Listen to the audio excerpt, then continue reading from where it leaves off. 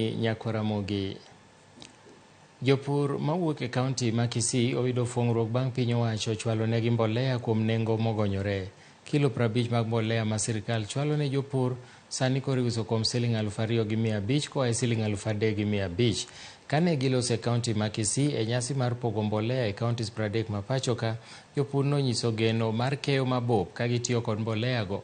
Nyasi no noyuore gi jagoro mongirore migawo mar pur Kelo Harsama kaachiel gi jotelo mag sirkal mawuok e kaonti ma Kisii.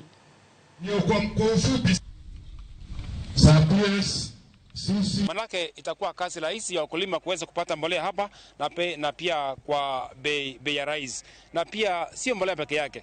Manake kuleta sili bodi hapa pia vijana wataweza kupata ajira ili kuweza nao kujipatia mkate wa kila siku. Sisi kama wakulima ni shukrani kubwa sana kwa serikali yetu kwa vile wamepanga kutuletea mbolea hii ya subsidy kwa bei ya rahisi. Lazima tuende sasa shambani tupande ili tupate mafuno. Serikali imefanya hii jukumu kwa sababu wanataka kuhakikisha ya kwamba Kenya tuko na chakula ya kutosha. Mwezi wa 3 tulipewa mbolea na hii mbolea imefanya sasa we have surplus of food. Tuko hapa kuhakikishia wananchi ya hapa ya kwamba tuko na fertilizer ya kutosha ya kupatia hawa ya planting, ya short range na ile inaitwa top dressing.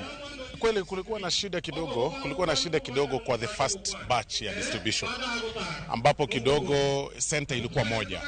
Mtu kutoka Kitutu Chache North hapa kwa Mheshimiwa Jafet Nyakundi na kutoka South Mugrango ambapo tunaenda kule sasa hivi na Ekerenyo North Mugrango walikuwa wanapata shida sana kupata distribution, kupata njia ya kuweza kupokea mbolea. Sasa ile kitu tumesema every sub county itakuwa na center ya mbolea.